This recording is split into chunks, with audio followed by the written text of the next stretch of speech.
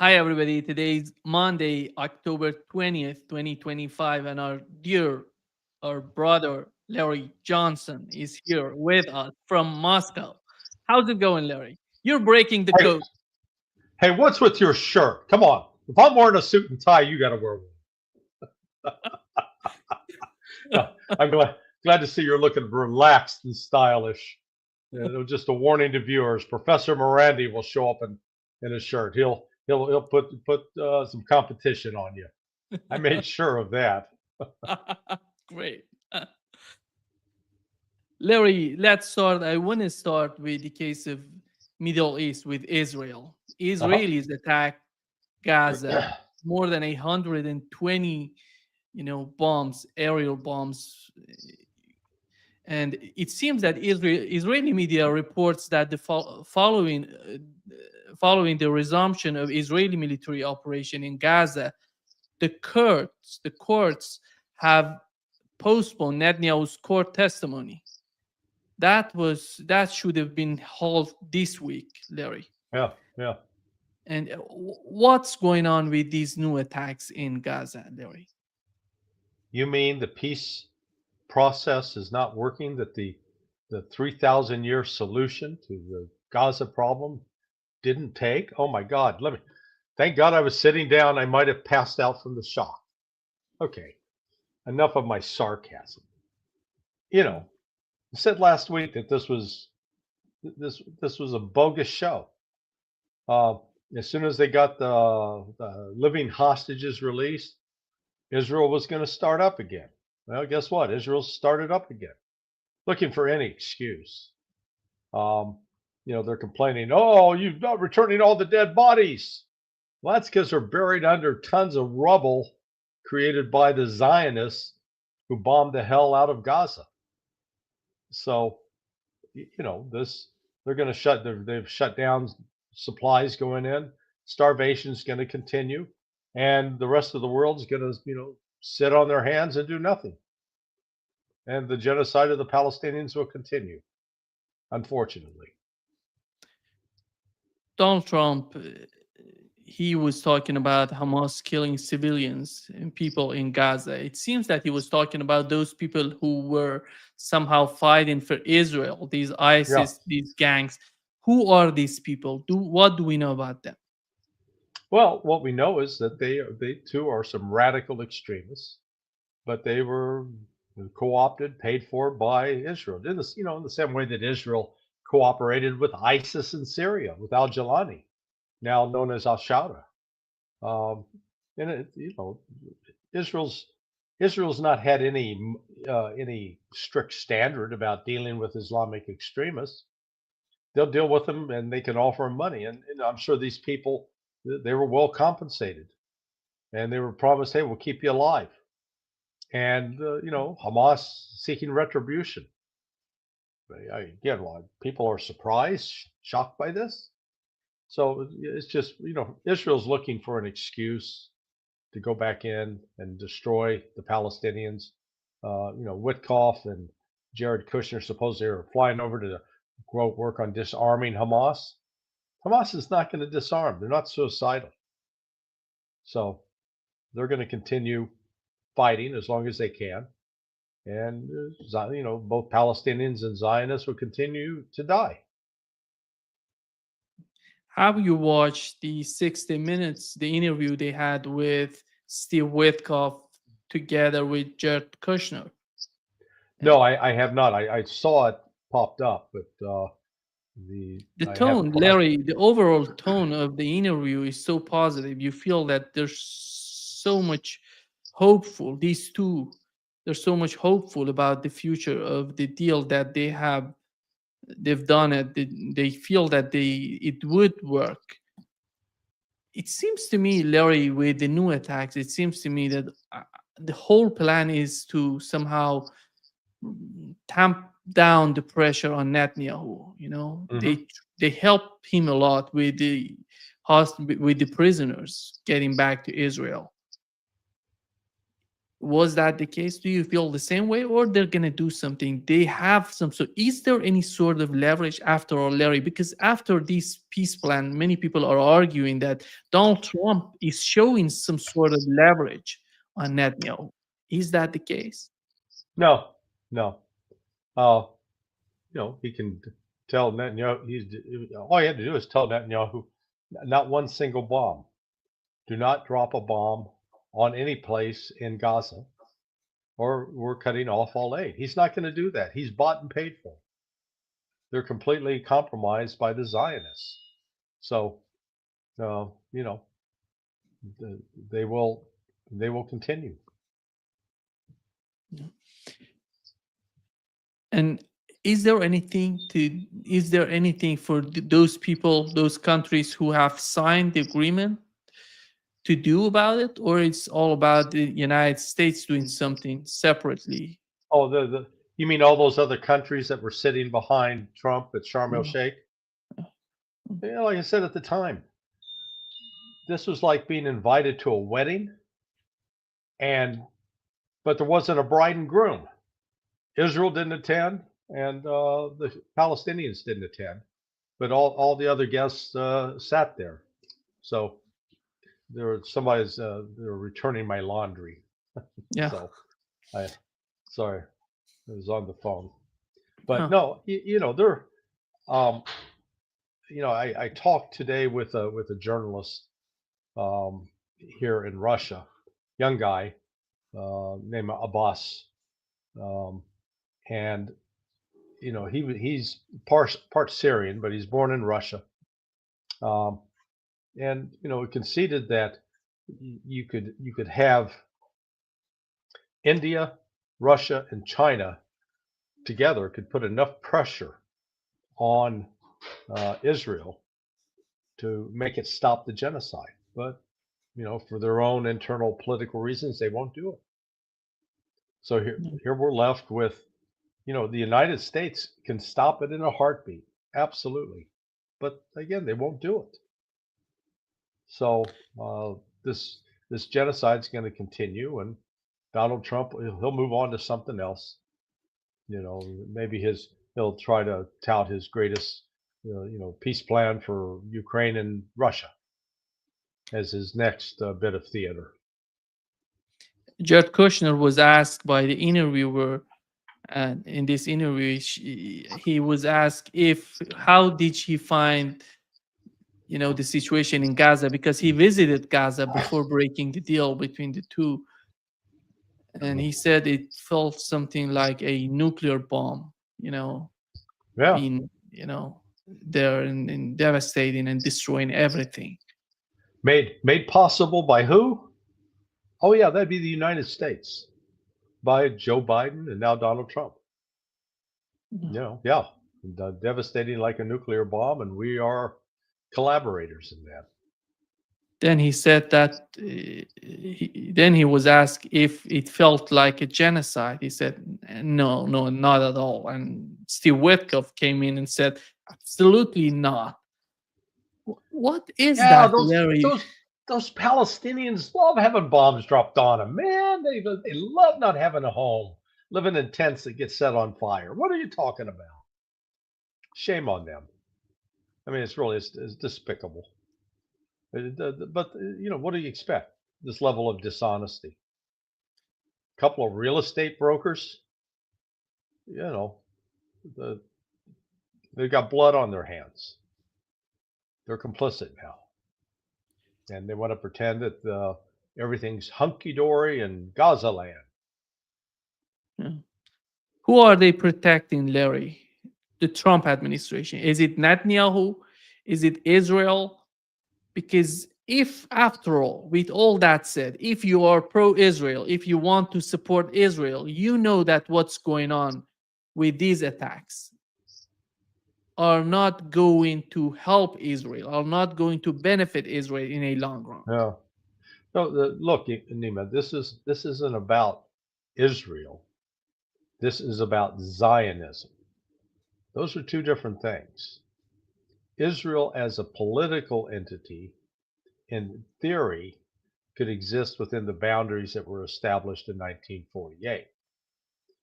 But Zionism insists that there are no such boundaries, that from the river to the sea, from the Euphrates to the Mediterranean, the Nile, that belongs to Judea, Samaria, as promised in the Torah. And so there is no compromise to be had. There is no deal that they will accept that will allow Palestinians to have any access to that territory. We've seen already over the last 48 hours these these Zionist settlers have attacked Palestinians trying to pick olives off of their olive tree, burning their cars, trying to kill them. So, I'd love to say, there's a solution here. The solution is the settlers are going to have to be locked up and removed forcibly, and that's not going to happen. So, Trump and team are committed to protecting Zionism, which is why Mike Huckabee's there. He's not Jewish, but by God, he's a Zionist, because this is part of, hey, man, we got to have this battle of Armageddon so Jesus comes back. Crazy stuff. What's the funny thing, that in their theory of Armageddon, there is no place for Jews. True. Yeah, Yeah, this is Hey, unbelievable. dude, if you're looking for logical consistency, do not consult the Holy Scriptures, as they're called. Both the Old and New Testament, they got two different versions. And the Jews like their version, and the Zionist Christians like their version, and the Muslims have a version too. So, everybody's got their own recipe for the end of the world and who comes back and who does what to whom. Instead of just saying, hey, if you want to believe all that, that's fine. Just, can we be nice to each other here without waiting for some mystical experience in the afterlife to just tell us that we need to, treat one another with love and respect? Just a thought. Larry, how do they feel in Russia about the situation in the Middle East? When you're there and you're talking with the people, do they feel that the new attacks are coming to Iran? They're going to attack Iran? Or what would be the reaction from Iran? Because as we know, is the situation between Iran and Russia, this sort of partnership is drastically improving. And Right. we had the head of Iranian Security Council going to Russia. We had the Russian delegation going to Iran today or yesterday. What is your understanding of that? What's your perception of that atmosphere in Russia? They're not paying that much attention to it so far, what I've been able to discern. No, I had 6 separate conversations today with people, with only one of the 6, the young guy Abbas. His last name is Abbas Juma.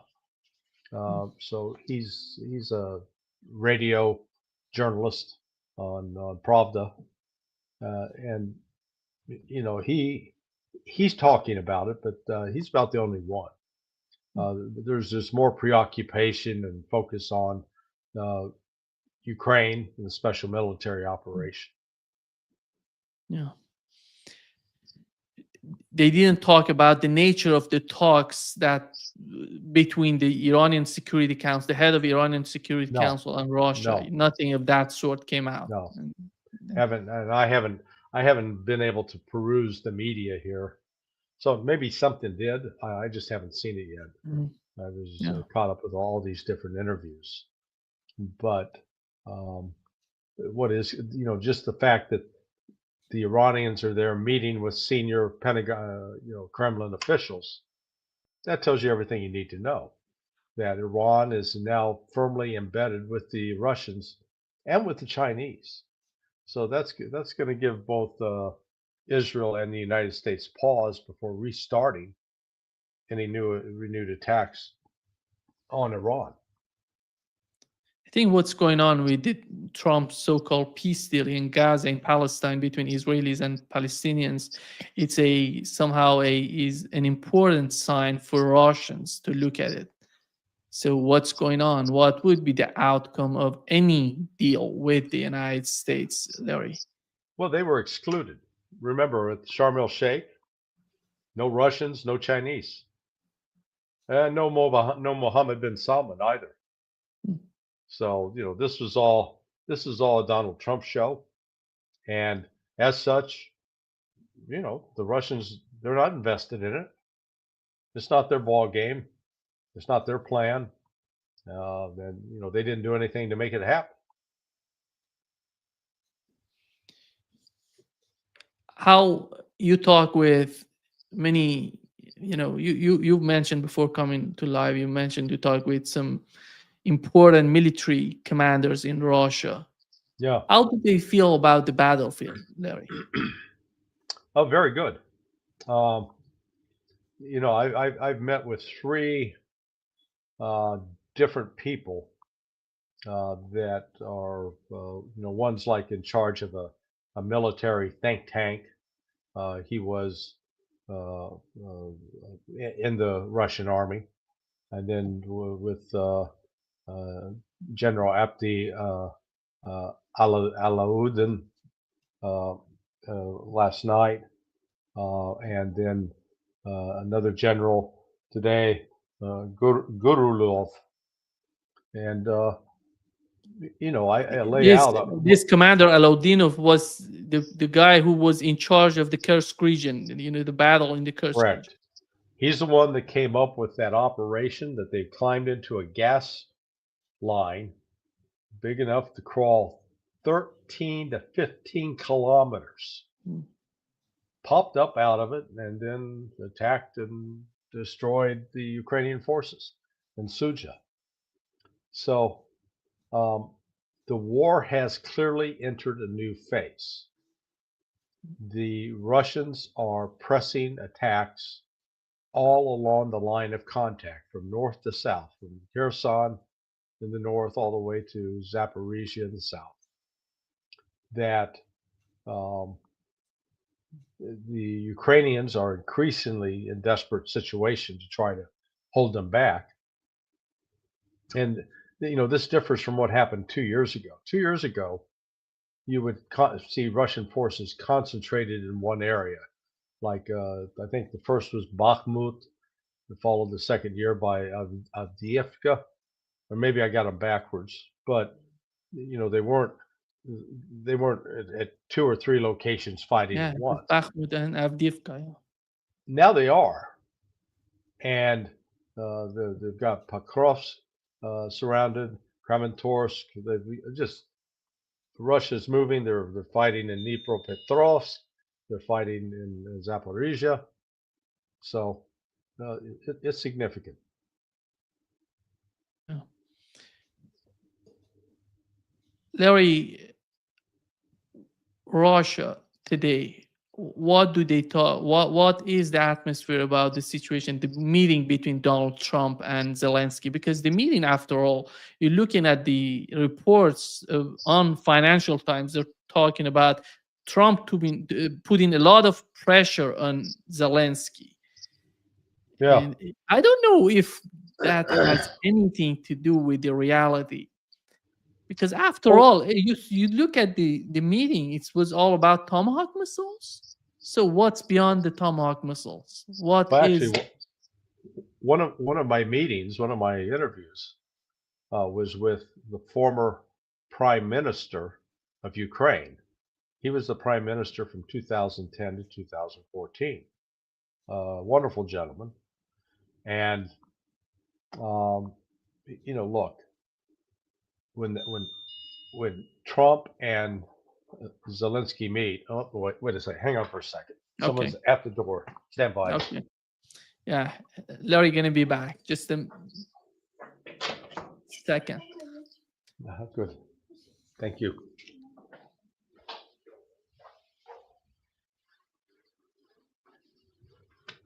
Sorry about that. No problem. Chocolate. Yeah, Oh, you're so popular, I Larry. guess, man. It's It's an excellent hotel I'm staying in now. Yeah. I mean, I was staying in a great one, the Metropole before this, but This the, one is the better. Yeah. it's different. Yeah. This one, the Metropole is a historic hotel. This one is quite modern. Mm, And so just it got a different feel. It's uh, not so much that one's better than the other. They're both mm, spectacular in their own way. Uh, anyway, this uh, I've asked several people, and I said, "What concessions is Vladimir Putin willing to make?" The answer is none. So I mean, Putin, his basic demand is that Kherson, Zaporizhia, Donetsk, Luhansk, and Crimea are now those are permanent parts of Russia, the Russian Federation. It was done by vote, by plebiscite, even though Ukrainian forces still occupy parts of Donetsk, parts of Zaporizhia, and parts of Kherson. Uh, but they have to leave. That is Russian territory. That's Putin's demand. And as they leave, the NATO also has to pull out, cut off all ties with Ukraine. That's another demand that Putin has laid out. And there's going to have to be elections. There's, you know, Putin is not going to go in and say, "Oh, okay, we'll keep our troops in place at the line of contact where they are in Zaporizhia and Kherson, and let the Ukrainians stay where they are. We'll call a ceasefire." It's not going to happen. The people that believe that, okay, prove me wrong. Um, but if Putin were to do that, uh, then Gil Doctorow would probably be right that there could be an uprising against um, an uprising against Putin. But Putin's not going to do that. no. This one hardline general, uh, Gurulyov, Gurulyov said, the reason we won the Second Chechen War against the Islamic radicals was because of Vladimir Putin. Exactly. I mean, he was like, mince words. Yeah. Uh, and I got him to talk about some of, he admitted, hey, the Russian military has made mistakes, and they've done some things that where they've learned their lessons. They've had a problem with bureaucracy in the past too. But what's really different this time about what Russia's doing is, and General Abdi Aludin was Aladinov. Aludinov. Um, what we talked about last night was he recounted an experience where he went back to a headquarters and was telling, briefing them on, okay, this is what it's actually like on the front line. This is what we need. And it's like out of those kinds of discussions, they said, oh, okay, so you need fiber optic drones. Boom. Within a few weeks, they were producing fiber optic drones and getting them to the front. Now, previously, they might have been, especially in the United States, if you try to do that, it'd get caught up in contracting, and then this person would have to sign off, and then Congress would have to approve this money, and then, it would take minimum months and maybe more likely years to see if you can get action. Whereas Russia's doing it within weeks. That's one of the big changes. So they don't anticipate much coming out of the meeting in Bucharest. Mm. That or I mean Budapest, out of Budapest. Yeah. Budapest, Hungary. Um, it's it's up to Trump to pull the plug on Ukraine because Russia's not going to stop until Ukraine is demilitarized and denazified. That is their position. Just believe them. Don't think that they're just saying that as a negotiating ploy. It's not a negotiating ploy. Where is the European factor in the whole equation? Because do you feel the same sort of panic in Europe, the same way it was before, during the meeting between Donald Trump and Vladimir Putin in Alaska, or the tone is somehow different? Yeah, I haven't tracked it today or last 24 hours, but I would imagine it's going to be even more panicked because they have fewer options. Europe's making a lot of threats, but what are they going to do? What can they do? Not a lot. They're quite limited in their capability. So, um, I'm not sure they're going to get a lot accomplished. Or what? Let me put it this way: what should happen at the summit next week between Trump and Putin is first they say, okay, we're going to agree to make sure our embassies are fully staffed with an ambassador because the U.S. embassy in Moscow doesn't have an ambassador.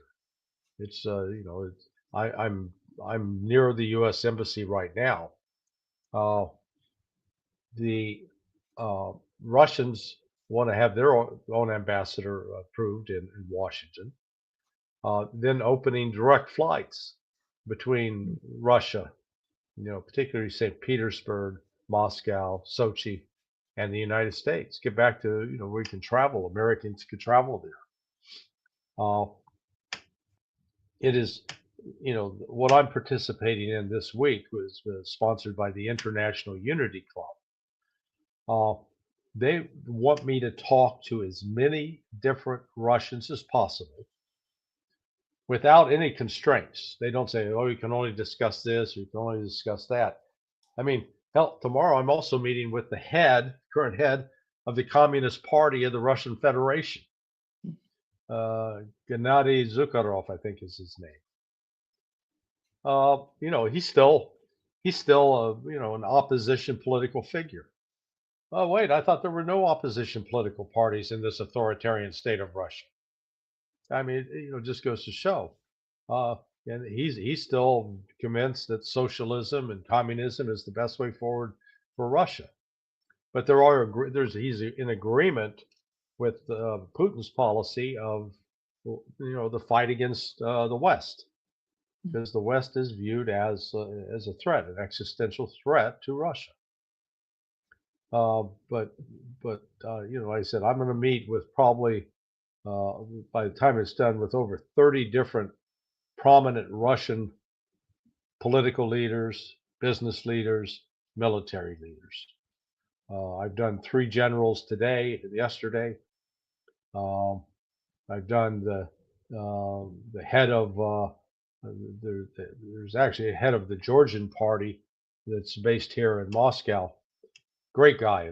His name is Mamaluka Pipia, and he has one the best is described as the best restaurant. It's a Georgian restaurant in Moscow. Food is unbelievable. But he's also active in politics in Georgia. Um, I met with a man named Alexander, who uh, he was one of the signatories to the Minsk agreement out of Donbass. So I'm getting it's not just a narrow section. Getting to talk to people with a variety of views, and you know they're all. I think the thing I could say in general is they're all sort of puzzled by the U.S. hatred of Russia. That's unfortunate because we've got a lot more in common with the Russians than not. In fact, I met with one young guy. He's your age. You're a young guy. He's like 44. Uh, he's the top athlete, a judo black belt, as well as an actor. He was an actor.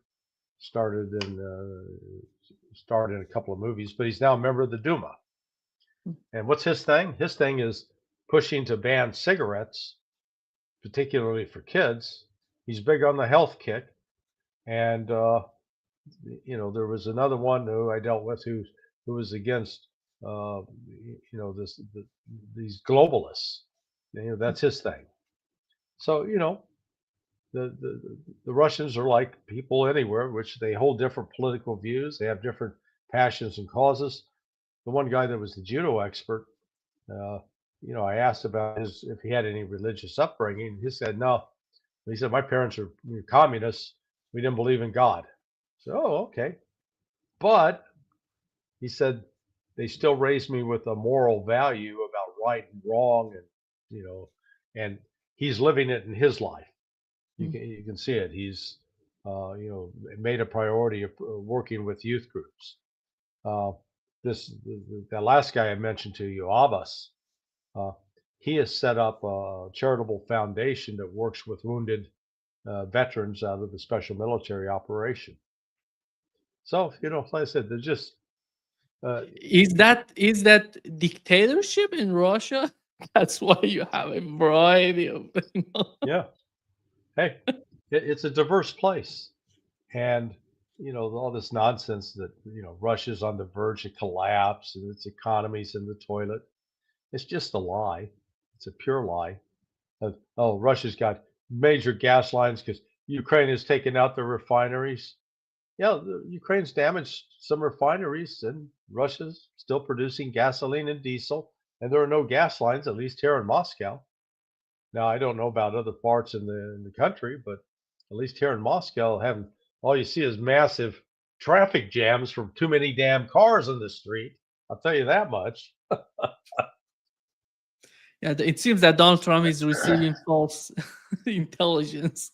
He's talking Yes. about lines in Russia and people are Yeah. waiting. They don't have. Larry, these self-created. I think Donald Trump himself has created these problems that he gave, some sort of leverage to Europeans in terms of, increasing the defense budget from the NATO defense budget from 2% to 5%. And one of the reasons that it seems that Europeans have some sort of leverage on Donald Trump. The other one is the the deal that they have with in terms of buying weapons and then send them to Ukraine. On the other hand, what Russia has on the table, we've learned about the new tunnel between the United States and Russia. It seems in tunnel we have a Yeah. railroad, and you know, Yeah. on the Russian part, we've seen tweets coming out and on X and new posts. What is that? Is that Russia that much interested in? Well, all of those at this point are still blue sky, including. I mean, NATO's pledge. Oh yeah, we're gonna spend 5%. Have they actually allocated the money, appropriated it? To my knowledge, no. How many actual weapons have they bought? None that I'm aware of. So it's that promise from the old cartoon character Wimpy from the Popeye cartoons, which you probably are unfamiliar with. But Wimpy would always come up and say, "Hey, I'll gladly pay you Tuesday next week for a hamburger today. So give me the goods now, and I'll take care of you later." And invariably, he never paid. So Europe's making promises I don't think they can deliver on because their economies aren't doing well. They are barely, if they're growing, they're barely growing at 1% or less. The major economies, France, UK, Germany, and they could very well be in recession. Well, you're not gonna pony up, 5%, pay billions of dollars to the United States and to NATO. You've mentioned the meeting that would happen between Donald Trump and Putin in Budapest in Hungary. Hmm. Is the Trump administration still seeking for a pause for the conflict, some sort of ceasefire, instead of having finding a substantial and a permanent solution for the conflict? Yeah, I'm sure he's going to ask, and Putin will politely say no, niet, and then hopefully they'll move on to other things about repairing. U.S. Russian diplomatic relationships. We're much better off talking. The one thing that General Abdi Aludinov said last night, and it was sincere. I mean, it was heartfelt because he was talking about his experience, his family's experience in the Chechen civil war, where tens of thousands were killed, and the number of family members that he lost that were killed by extremists. And he says, I'm tired of the killing. This has got to end. We can't keep doing this to ourselves. So he's not sitting there harboring feelings of vengeance towards Ukrainians. He'd like to see the thing end. And I think that is says speaks volumes right there. Because here's a guy, bona fide warrior, in the heat of battle, doing just incredible things, and he's saying, "Hey, let's find peace." Uh, that's what they want. Um, one of the guys I talked to today, though, he did express. Um, he was the guy that's on the health kick, and he just said, "Look," because he's been doing some anti-drug campaigns too. He goes, "Look at the kind of problems you have when you got a country whose leader is known to be a user of cocaine." He says it's not right, and so uh, you've got you got people with their heads screwed on straight. They know what their values are, and that's what they're pushing and promoting. And I think that, frankly, they're very good values for families. They want to live a normal life. They don't want to be slaves to drugs, alcohol, etc. I remember during the Prigozhin mutiny, we've learned about this brigade. It's a brigade in Chechnya. It's Ahmad. They call it Ahmad, and something like that. Yeah, no, it's the Akhmat. That's what Opti commands. Yeah, The Akhmat Battalion. yeah. Are they involved in the war, or they're not that Oh much yeah, involved? yeah, yeah, yeah. No, they're involved. Yeah. You know, they're still active. So but they also they do troop rotation. So after a period at the front, they get rotated to the back where they get a time to refit, recoup, and then rearm. These Ukrainian that you mentioned that you talk with are those people who left Ukraine after the coup in 2014, or they left after the war broke Oh, out? the one prime minister left after the coup in Maidan. Uh, he was actually born originally in Russia, but became the prime minister in um, Ukraine. I was trying to recall his name offhand. I've had so many different names today.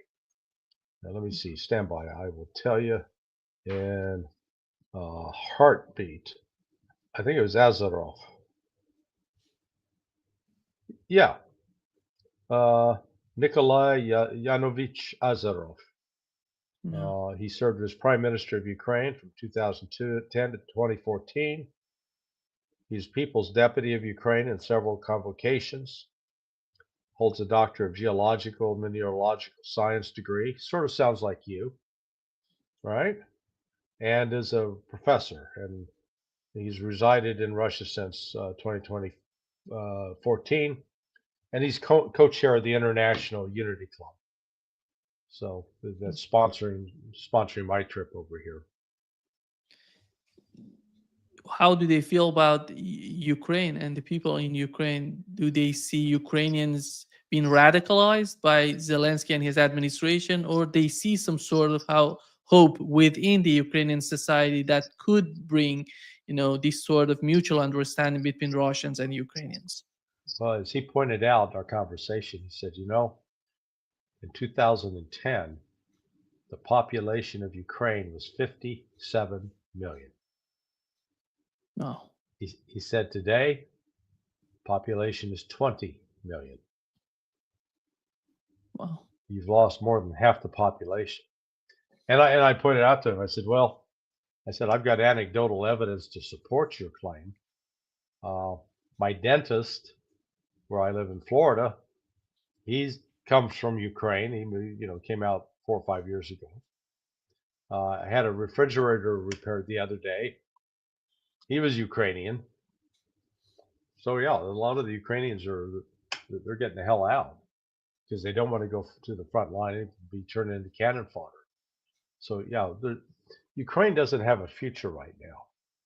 I also asked about all of the mineral wealth that remember the big deal about the rare earth mineral deal that Donald Trump was trying to cut, and that turned out to be a nothing burger. Well, um, fact of the matter is that a lot of those areas that contain those resources are now under the control of the Russians. Mm. So Ukraine doesn't even have the access to the great mineral wealth that they once did. Larry, before wrapping up, my understanding of Vladimir Putin of Russia, you've mentioned how he came in with the war in Chechnya, Hmm. and he literally was the one who did everything to bring it to an end, and he managed to get rid of the conflict. And you see Chechnya today, an ally. It's something, it's so important. Even Yeah. those days of Prigozhin and mutiny, they were prepared to go against Prigozhin and to destroy Oh yeah. his. In fact, General Aludinov and I talked about that last night. And in fact, it was sort of an interesting dinner because also sitting there at the table was the actor Steven Seagal. Hmm. So he was there, and um, they we got to. He just mentioned that they were going to stop Prigozhin at any cost. He never made it to Moscow, but um, that was another failed attempt by the West to try to subvert Russia. Yeah. The point I'm trying to make, Larry, that what Russia was in those days in the aftermath of Yeltsin and what Russia is today, unbelievable Yeah. transformation of Russia. And who Yeah, is well, the architecture of this transformation is Vladimir Putin. well, So, Putin's part of it. It's like I mentioned that fellow Mamuka Pipia. He's one of the leading real estate developers in Moscow. Great guy. I mean, he's just generous um, and hospitable. They, I did get a signed book from General Aludinov that shows a before and after picture of Grozny. Uh, Grozny was, it looked a little bit like the Gaza Strip, just bombed out shells of buildings. Today, it's considered one of the most beautiful cities in Russia. It's been rebuilt. It's spectacular.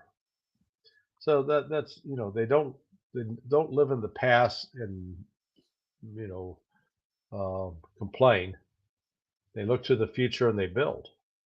And that's a fascinating thing about the Russians here. and the question is, with the case of Putin, that many people, you mentioned that if Putin doesn't decide about, he tries to somehow compromise with Donald Trump and what Donald Trump is trying to get from a deal between the two countries. Right. It seems to me that he has created something that we are outsider. We are watching Russia. We are saying that why he's not doing this, he's not doing that. And many people in Russia, they don't understand Russia in those days, in the aftermath of Yeltsin and Russia today. But Putin knows what has happened in Russia. That's why he's so cautious about Russia. He doesn't want to harm Russia. He wants Well, to do everything. what many in the West don't understand is that with the collapse of the Soviet Union in 1991, Russia's economy collapsed. It imploded. Uh, Poverty spread. where people were going hungry. There was starvation. The There was suicide. People who um, you know had to turn to their family gardens to try to feed themselves. That that loss, that suffering left a scar. People never wanted to go through that again, anything like it. And what Putin did as president, and starting in August of 1999, uh, was to make sure that Russia rebuilt. And that's why he's so popular, because he kept his promise. He didn't go out and build himself a major mansion and live there and live on, light cigars with $100 bills and that kind of thing.